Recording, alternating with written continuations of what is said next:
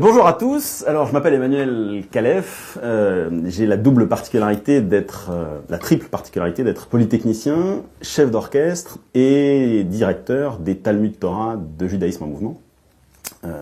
Le parallèle est assez intéressant puisque finalement, que ce soit la science, la musique ou la Torah, tout est une histoire d'interpréter le rapport entre l'homme et le réel, quels que soient les médiums qu'on utilise, que ce soit l'art, le texte biblique ou la science. Et c'est intéressant parce que c'est une des thématiques qu'on va aborder dans la paracha de cette semaine, qui est l'Ech Lecha. Ce qui est intéressant, c'est que quand arrive l'Ech Lecha, quelque part, le projet humain est au point mort.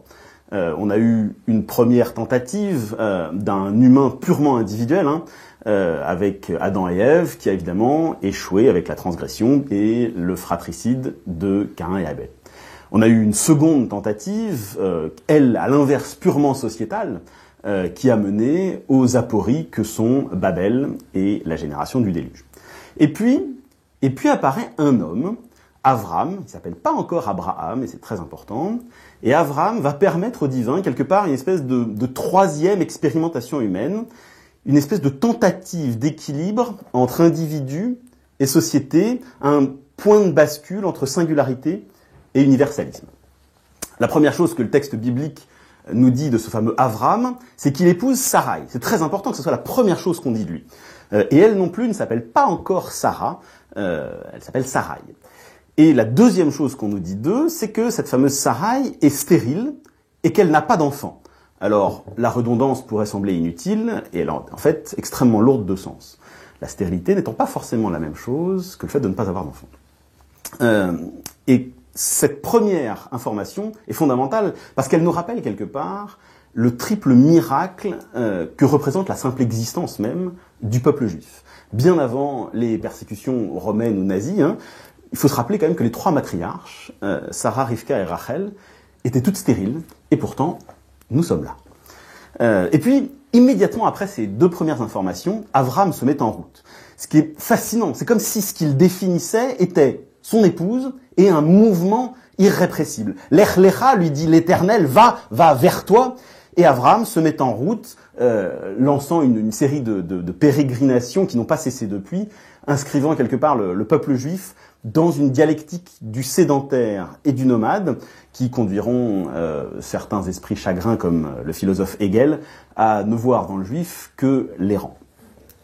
Alors, nous venons de faire à peine la connaissance de ce personnage d'Avram, que celui-ci s'en va déjà, semblant suivre, et ça c'est intéressant, sans même la questionner, une injonction, l'Ech Lecha, qui a fait couler des milliers de litres d'encre sur de nombreux commentaires qui insistent tous sur le fait que le projet abrahamique est une brisure unique, une première dans l'histoire de l'humanité, une séparation radicale, comme si Abraham était quelque chose d'extraordinaire parce qu'il ose partir. Sauf que, si on est honnête, Avram est loin d'être le premier à se mettre en mouvement dans le texte biblique. En fait, au contraire, l'exil et l'errance semblent être le lot de la majorité des humains que nous avons rencontrés jusque-là. Si on reprend depuis le début, Adam et Ève se font chasser du Gan Éden. Si on va à la génération d'après, Caïn, qu'est-ce qui va lui arriver ? Eh bien, en conséquence de son fratricide, Dieu en fera un errant et mouvant sur la terre. Si on passe à la génération d'après, Noach voguera au gré des flots pendant de longs jours sans aucun contrôle sur sa destinée. Si on continue, la génération de Babel sera dispersée sur la terre. Et dans la paracha l'Ech Lecha elle-même, la servante de Sarai, Agar, qui donne son premier fils, Yishmaël, à Avram, doit fuir dans le désert, elle-même aussi, partant dans une errance sans but. Et bien évidemment, après, ça ne s'arrêtera pas là. Après notre paracha, le neveu d'Avram, Lot, devra quitter précipitamment Sodome et Gomorrhe avant leur destruction. Yaakov lui-même devra s'enfuir pour échapper à la colère de son frère Esav. Yosef sera vendu comme esclave à une caravane de marchands et emmené de force en Égypte. Et même Moshe Rabbeinu sera obligé de fuir la justice de Pharaon après avoir assassiné un Égyptien. Bref, chez les Hébreux, comme chez les Juifs d'ailleurs, la fuite et l'exil sont non seulement de vieilles connaissances, mais semblent être quelque part la norme. au point que ça devient quelque chose qu'on retrouve dans les blagues juives, puisqu'un jour on demandera au violoniste Yitzhak Stern pourquoi est-ce qu'il avait choisi le violon comme instrument, et il répondit avec un petit sourire désabusé, parce qu'en cas de pogrom, c'est quand même plus facile à transporter qu'un piano. Alors, qu'est-ce qui différencie Avram de tous ces autres départs, de tous ces autres exils de la Torah que je viens de citer? Eh bien, c'est très simple. Avram est le seul à choisir l'exil. Tous les autres, ou presque, on va voir qu'il y en a un autre, subissent un exil forcé, une errance qui leur est imposée. Seul Avram et plus tard Yitro ont le choix de partir ou de rester. Le projet abrahamique se fonde donc d'emblée sur deux actes de libre arbitre. Choisir d'écouter la parole divine ou pas, et choisir de la transformer en acte ou pas. Et cette dualité fondatrice écoute-action va sous-tendre l'intégralité du système juif qui va en découler.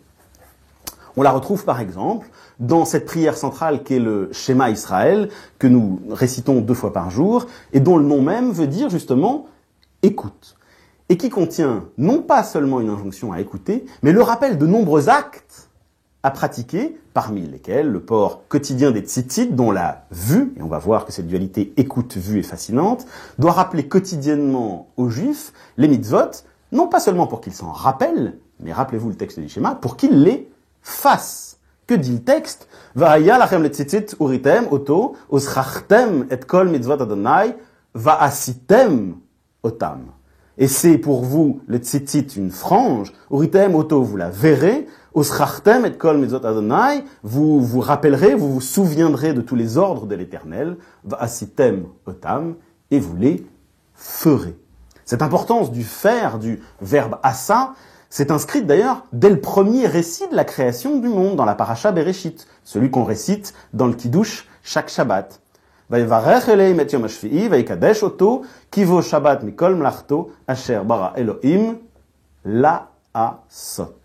La'asot, pour faire. Autre différence entre Avram et ses prédécesseurs et ses successeurs, et c'est une différence qui est de taille, là où tous les autres partent sans but, fuyant uniquement quelque part un passé traumatique, eh bien Avram, lui, est le seul à bénéficier d'une direction proposée par le divin. El haaretz asher arecha, vers la terre que je te ferai voir. Cette différence cruciale nous propose d'emblée une idée fascinante et extrêmement moderne. L'idée qu'un projet porteur sur le long terme ne saurait se bâtir uniquement sur la fuite, que ce soit la fuite d'un passé, d'un lieu ou d'une personne. À l'inverse, l'expression « la terre que je te ferai voir » est suffisamment floue pour nous transmettre l'autre message, le pendant tourné vers l'avenir, qu'il n'est pas nécessairement besoin de savoir précisément, de voir tout de suite là où on va, car alors le projet, quelque part, risquerait de s'auto-limiter lui-même, de ne pas être quelque part à l'écoute des opportunités et des adaptations nécessaires à un futur par essence inconnu et fluctuant. Bref, si on résume ces deux parties de ce que cet avantage qu'a Abraham par rapport aux autres exils a, le texte biblique semble nous dire, de façon moderne, si vous voulez réussir votre conduite du changement, ne le faites pas uniquement parce que vous voulez quitter quelque chose qui ne vous convient pas, et essayez toujours de partir vers quelque chose. Une direction, pas un but. Si c'est trop précis, vous risqueriez de vous arrêter avant d'avoir atteint le plein potentiel de votre histoire. Quelque part, exactement comme Terach et Nahor, le père et le frère d'Avram, qui s'arrêtent en route dans la ville de Haran, laissant Avram et Sarai poursuivre leur chemin sans eux. Avram part donc, si on est honnête, avec un cadeau inestimable qu'aucun autre que lui a, le don de cette fameuse terre. Et c'est quelque chose qui est presque casse-pied tellement c'est omniprésent dans cette paracha. On la mentionne, je ne sais pas combien de fois. Quelques exemples, Haaretz asher arecha, la terre que je te ferai voir, Artsa Canaan, la terre de Canaan, Eten et Haaretz azot, à ta descendance je te donnerai cette terre-là. Gi et kol haaretz asher ata ro'eh, lève tes yeux et vois du lieu où tu es, au nord depuis le Negev jusqu'à l'Orient vers la mer, oui, toute la terre, kol haaretz, que tu vois, à toi je te la donnerai. Itlach ba'aretz, lève-toi, va sur la terre en sa longueur, en sa largeur, oui, je te la donnerai. La tête lecha et haaretz azot, où je t'ai fait sortir d'Ur-Kasdim pour te donner cette terre-là. Natati et haaretz azot, à ta descendance j'ai donné cette terre. Et kol haaretz Knaan, je te donne à toi, à ta descendance, après toi, la terre de tes séjours, toute la terre de Canaan, etc., etc., etc. Comme on le voit, la promesse du don de la terre est répétée jusqu'à plus soif dans la paracha. Mais ce qui est fascinant, c'est qu'à chaque fois, c'est le même mot qui est utilisé pour désigner cette terre, c'est le mot haaretz. Haaretz et non l'autre mot qui pourrait vouloir dire terre, qui est le mot Adama, cette Adama de l'Adam. Et la distinction est fondamentale. La Adama, c'est le sol, au sens agricole du terme quelque part, celui qui donnera des plantes, des arbres, des fruits. C'est la terre des règles de la nature. C'est la terre du déterminisme causal. Alors que Haaretz, c'est la terre porteuse d'un sens collectif.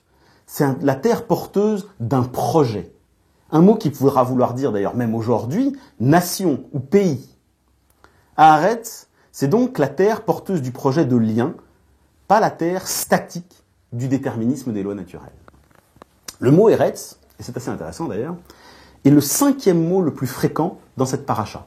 Et il apparaît 26 fois. C'est un chiffre qui pourrait donner lieu à moult commentaires, 26 étant, comme chacun sait, la gematria du tétragramme, mais ce n'est pas notre sujet aujourd'hui. Le projet donc que propose l'Éternel à Abraham est d'emblée un projet à la fois individuel, mais à destinée collective. On part de l'individu vers le collectif. Cette destinée collective qui respecte la dimension individuelle pose comme principe fondateur, on l'a vu tout à l'heure, l'affirmation du libre arbitre contre la causalité absolue, le déterminisme naturel. Lech lecha, va pour toi. Le schéma Israël que nous évoquions précédemment ancre dans notre pratique quotidienne cette tension permanente entre individu et collectif, en répétant par 2 fois les mêmes injonctions. Ce qui est intéressant, c'est que la première fois, c'est au singulier, et la deuxième fois, au pluriel. Le premier paragraphe du schéma multiplie les suffixes en cha, indiquant le possessif singulier. V'ahavta et Adonai Elohé. Cha b'chol levav. Cha u'v'chol nafshe. Cha u'v'chol meodé. Cha v'ayu advarim ha'ele asher anochi metzavé. Cha ayom al levavé. Cha, etc., etc., etc. On nous enjoint individuellement de mettre les téphilines. Ukshartam le'ot al yadeh. Cha v'ayu l'ototafot beinene. Cha.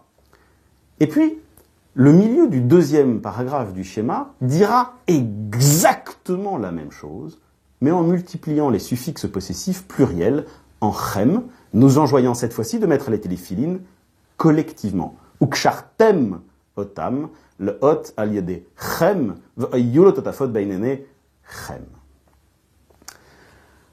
Là où la génération d'Adam et du déluge était uniquement tournée autour de l'individu détruisant le collectif, la génération de Babel sera, elle, tournée en priorité vers le collectif, anonymisant les humains qui n'ont alors plus aucun nom individuel et ne sont plus appelés que du nom générique de Ish, homme, ou Réa, compagnon, sorte de communisme avant l'heure.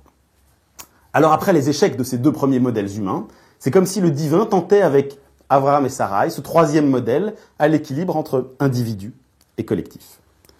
Depuis le début d'ailleurs, si on est honnête, l'Éternel pose à l'humanité toujours et encore la même question cruciale, répétée encore et encore, mais à laquelle personne n'est capable de lui donner de réponse satisfaisante.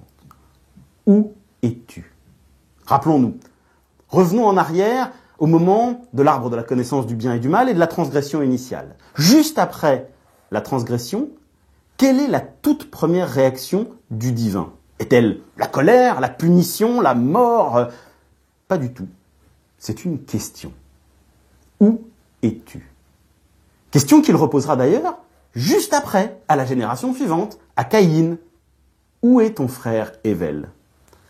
Mais à chaque fois, la réponse est celle d'une tentative de déresponsabilisation. C'est pas ma faute, dit Adam, c'est la faute de Chava. Et leur fils Caïn ne fera pas mieux. Oh, suis-je le gardien de mon frère, moi-même, répond-il. Et plus tard, dans notre paracha, l'Éternel reposera encore la même question à Agar, la servante. D'où viens-tu?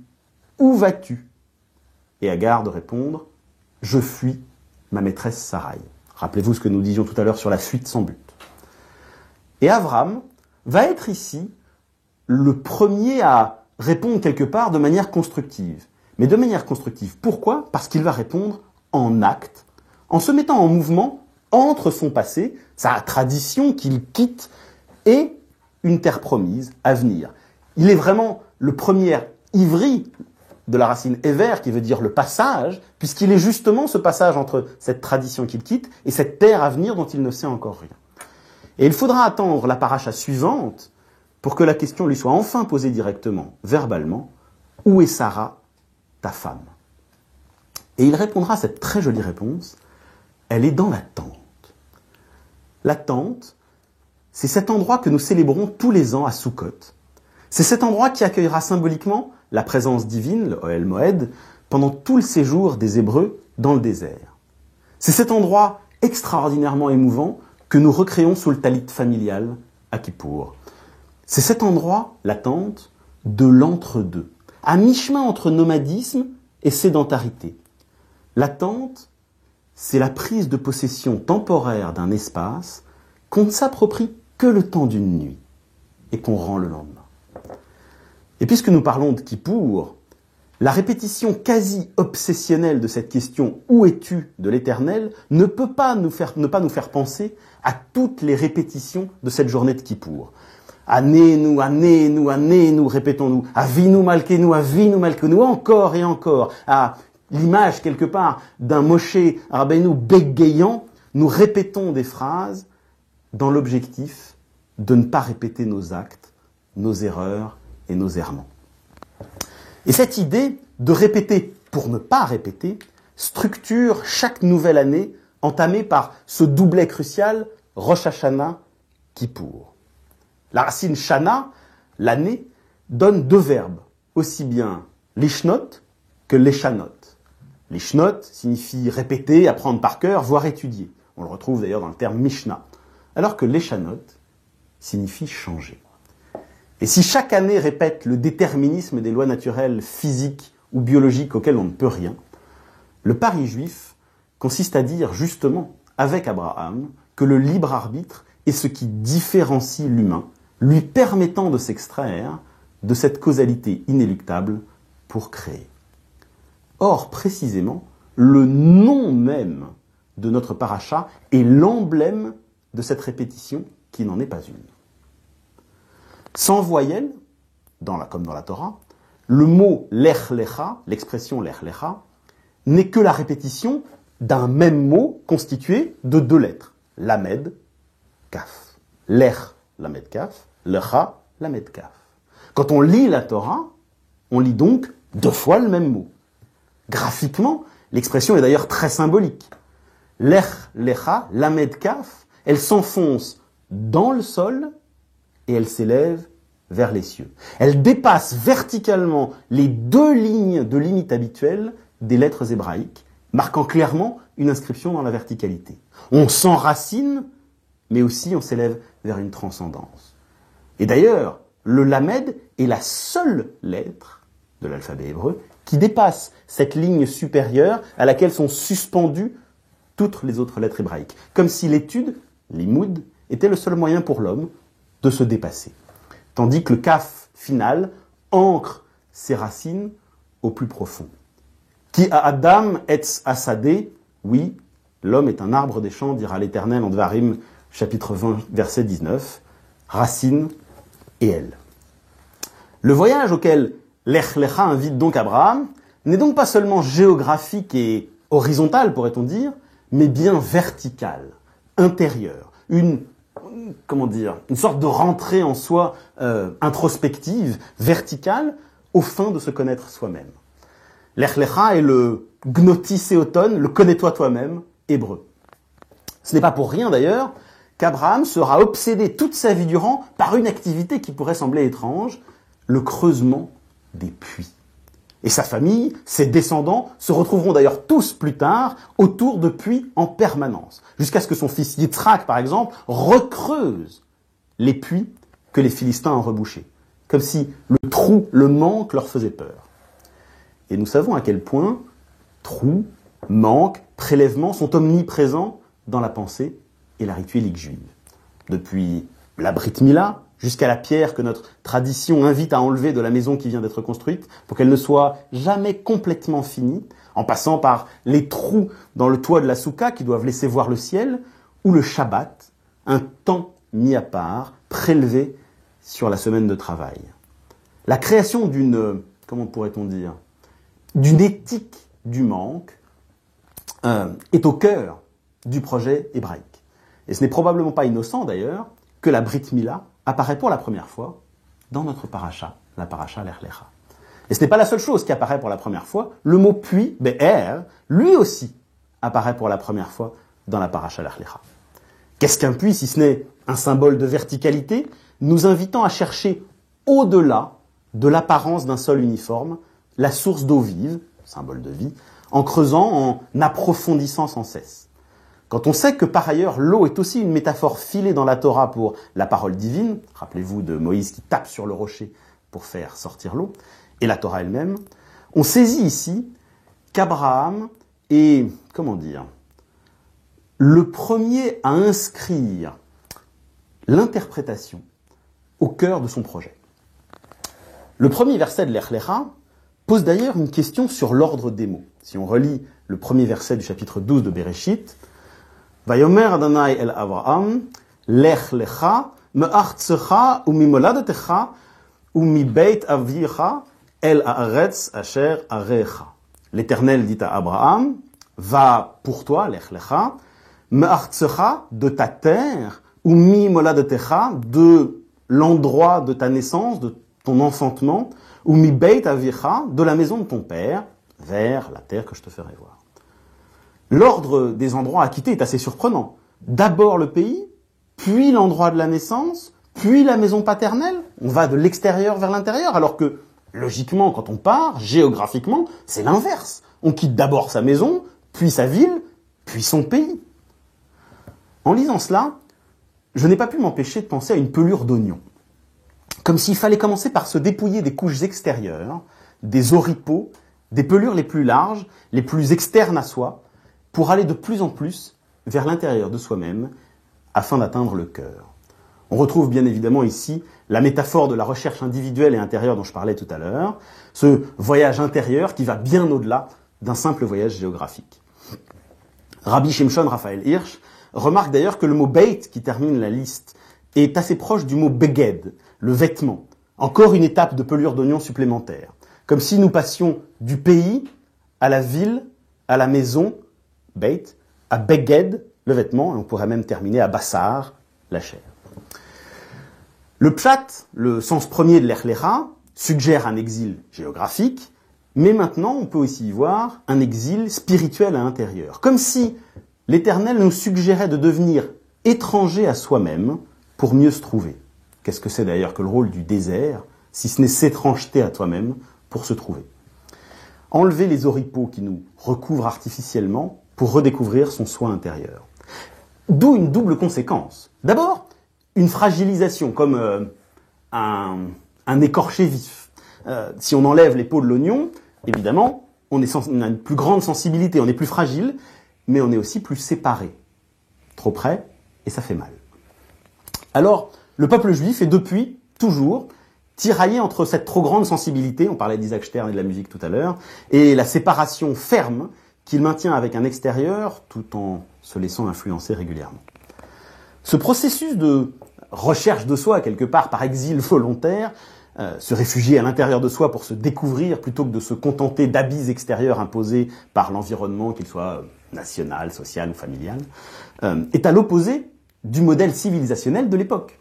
Qu'est-ce que c'est que Babel, si ce n'est l'exact inverse de tout cela? C'est une négation totale de l'intériorité et de l'individualité. Quelle est cette phrase qui résume le projet babélien?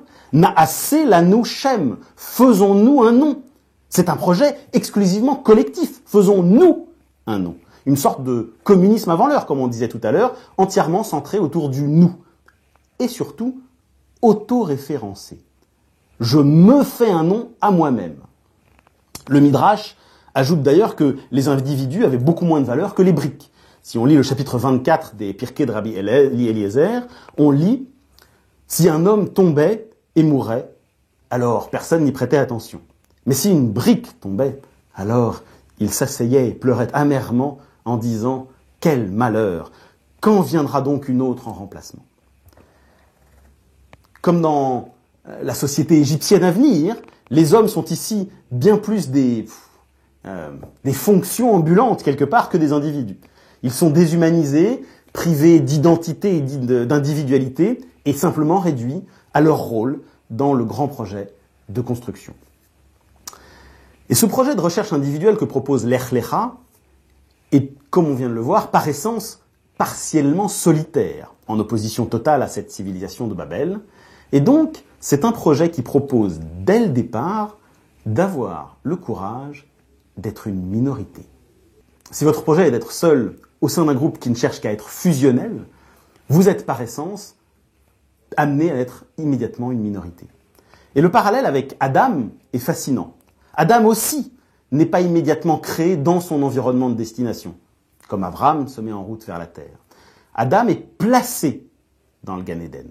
Et d'ailleurs, c'est tellement important que c'est répété 2 fois, verset 8 et verset 15. Une fois de plus, avec une répétition qui n'est pas exactement la même. On parlait tout à l'heure des répétitions qui sont jamais toujours les mêmes. Eh bien, il en va ainsi d'Abraham, et surtout du peuple qu'il va engendrer, qui devra arriver dans la terre qui lui est promise. Il n'y naît pas. L'un comme l'autre sont donc d'emblée hors de leur élément. Comme si pour pouvoir être avec gratitude, il ne fallait pas trop appartenir dès le départ. Comme si la galoute, l'exil, et la guéroute, l'étrangeté, l'altérité, étaient nécessaires pour, ressentir dans sa chair la chance d'avoir plus tard. Pour que cet avoir ne soit jamais conçu comme une évidence, comme un acquis, un dû, mais bien plus tard comme un surcroît, une abondance, une chance qui mérite que nous manifestions sans cesse notre gratitude. Modé Ani le fanecha, disons-nous tous les matins, c'est le seul moyen de ne jamais oublier ce que nous devons à l'autre, que ce soit un autre avec un grand A, le divin, pour ceux qui sont croyants. Peut-être est-ce d'ailleurs le sens du verset suivant, le 2e verset de la paracha, qui insiste si fort sur le fait que Abraham et sa descendance doivent devenir une bracha, une bénédiction. On sait qu'une des étymologies possibles de bracha est berer, le genou, ce qui peut faire référence au fait de ployer le genou, cette fameuse gratitude, mais aussi au mouvement et à l'articulation. Devenir une bracha, est-ce donc ne jamais oublier cette gratitude primordiale, la chance que l'être humain a, en se mettant toujours en mouvement, en questionnement, mais aussi en articulation, en lien avec les autres, point d'articulation des idées, des émotions, des discussions, des échanges intellectuels, commerciaux ou politiques. Le verset dit d'ailleurs bien que l'objectif est de devenir bénédiction et source de bénédiction. Pas seulement d'être béni, ce qui serait un état passif quelque part. Ce qui est beaucoup plus complexe de devenir une bénédiction que d'être béni. Cette gratitude qui reconnaît la dette permanente de l'humain à ce qu'il précède contraste totalement avec la civilisation de Babel dont nous parlions il y a quelques minutes. La civilisation de Babel insiste, si on est honnête, pour faire une tour là où il n'y a, et le texte est clair, aucun matériau de construction. Pourquoi s'embêter à faire une tour là où il n'y a rien? Et non seulement il n'y a pas de matériau de construction, mais il n'y a même pas de bois pour faire du feu. Bref, Babel prétend tout faire en autoréférence, en étant sa propre source de tout. Bref, en prétendant ne rien devoir au divin, au prédécesseur, à l'autre. Pour Babel, tout est là nous, pour nous. Quelque part, c'est l'opposé de l'injonction de ne pas ingérer de l'arbre de la connaissance du bien et du mal, de ne pas faire de soi-même son autoréférence. Cette idée du danger de vouloir tout contrôler, tout créer sans rien devoir à la nature, d'être son propre référentiel permanent, est d'une modernité absolument incroyable et pourrait nous pousser à aborder les questions modernes du transgenre, de la PMA ou du clonage. La paracha de Noach, au verset 4 du chapitre 11, a cette jolie expression « pen mafot », sans quoi nous serions éparpillés sur la terre. La grande peur de Babel est justement la peur de l'exil. Le retour de l'importance de l'individu au détriment du commun. Oh, perdre cette fusion initiale, retour dans la matrice maternelle. Bref, tout ce que représente justement le projet abrahamique. Cette peur de ne plus être une communauté qui dicte l'écrasement progressif de l'individu, alors qu'idéalement, le rôle d'une communauté devrait être de porter, d'aider et soutenir l'individu. Autre opposition donc entre Abraham et Babel. Quand Babel dit « faisons-nous un nom », Dieu dit « V'agdola shmecha » je te ferai un grand nom. Et même d'ailleurs, c'est grammaticalement plus intéressant que ça, si on creuse le temps et le mode utilisé. Je grandis ton nom, cela veut dire que c'est l'Éternel qui agit sur le nom de l'homme. Autant l'homme, dans Bereshit, a pu nommer les animaux, autant c'est le divin qui nomme l'homme. Et là pourtant, Babel prétend se donner un nom. Nous avons vu que le mot l'er ou lecha, lamed kaf, est graphiquement situé entre, en transit, en transfert, une espèce de nexus de connexion, exactement comme le sont Abraham, Sarah et Sarah dans cette paracha. En voyage à la fois physique, le départ, le détour par l'Égypte, mais aussi en voyage identitaire, avec changement de nom justement, spirituel, familial. On a vu la version verticale de cette expression l'er lecha, mais horizontalement, l'er lecha, si on regarde graphiquement, c'est la répétition du même signe, 2 fois, comme si on mettait un miroir devant l'être pour le faire réfléchir à son identité. On est donc à la fois dans la verticalité et dans l'horizontalité. Mais cette horizontalité semble, à la voir, comme elle a la répétition 2 fois du même signe, elle semble purement statique, immobile, répétition à l'identique. En apparence, ce n'est pas à un mouvement que ce texte écrit semble inviter Abraham, mais bien à la répétition sans cesse, à l'identique de sa tradition. Le Midrash Rabbah nous apprend d'ailleurs que la lecture du texte consonantique avait fait dire à Rabbi Yehuda et Rabbi Nechemia que l'expression faisait référence à 2 impératifs répétitifs. Va, va, comme si Abraham avait besoin qu'on lui répète 2 fois les choses pour qu'il se réveille. Ce ne sera d'ailleurs pas la dernière fois. Rappelez-vous, il faudra au divin 2 appels. Abraham, Abraham, pour l'empêcher d'égorger son fils et les faire tous les 2 sortir de ce mauvais rêve. Comme si cet épisode était justement une manière d'aider à Abraham de ne pas faire de Yitzhak son double, sa copie. Offrir à Yitzhak la chance de couper le cordon avec son père, c'est un comble, pour qu'il puisse avoir sa destinée à lui. Il n'y a pas qu'Abraham d'ailleurs. Le redoublement constitue la structure fondamentale de la transmission biblique. Nous avons 2 récits de la création, 2 tables de la loi, puis 2 autres après le veau d'or. Le Deutéronome récapitule tous les autres livres du Pentateuque. Le mot Deutéronome lui-même d'ailleurs veut dire en grec « deuxième loi ». Et la loi orale, le Talmud, est un redoublement de la loi écrite. Et le style même du Midrash est ultra répétitif. Parallélisme des phrases, enchaînement des noms, etc., etc., etc., etc. Le Midrash Rabbah sur le verset 21 du chapitre 18 de Bamidbar nous dira d'ailleurs à propos du redoublement des lettres, je cite, « Les prophètes sont ceux qui ont dit que les lettres redoublées manzepar, même nun, tzadik, p et kaf, qui sont les lettres qui ont une forme différente quand elles sont finales, annonçaient la galoute, l'exil. » Sauf que la magie des voyelles, ces sons invisibles dans l'hébreu de la Torah, cette oralité qui se glisse quelque part dans les interstices du visible, font que si l'écrit semble être répétitif, semble être le même à l'identique, le son, lui, est différent. À l'équilibre entre visible et audible, cet équilibre déjà présent dans la prière du schéma que nous évoquons tout à l'heure, et que les Hébreux vivront au pied du mont Sinaï quand ils verront les voix, Kol ha'am, ro'im et akolot, nous dit le texte, eh bien, est le cœur de ce message abrahamique, de ne jamais se laisser avoir par la surface du visible. Abraham, Sarah et l'Éternel, avec Lech Lecha, nous invitent à tant de choses. Se mettre en mouvement, pas seulement par fuite, mais dans une direction sans que celle-ci soit jamais trop certaine et trop précise. Se mettre en mouvement physiquement, et c'est l'importance de l'action dans le système juif, mais aussi mentalement, par une introspection permanente, un questionnement à la fois de soi, mais aussi de la parole divine.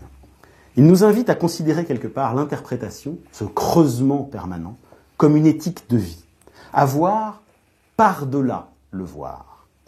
C'est ce que le rituel quotidien des téphilines, ces objets qui sont si chers pour des parchemins que nous ne verrons pourtant jamais, nous propose de nous rappeler chaque matin. Éviter de considérer comme acquis, comme possession, un texte qui se scléroserait alors, deviendra immobile et mort. Quand le sage montre la lune, l'idiot regarde le doigt, dit un proverbe chinois, c'est probablement ce qu'a pensé Moshe en détruisant les premières tables de la loi de peur que les Hébreux n'adorent le support, la pierre, l'objet, au lieu de s'intéresser aux paroles inscrites dessus, elles aussi creusées, nous dit le texte biblique, comme des puits. C'est à cette exigence permanente d'aller au-delà du visible que nous invitent Abraham, Sarah et l'Éternel dans l'Ech Lecha. Shabbat Shalom.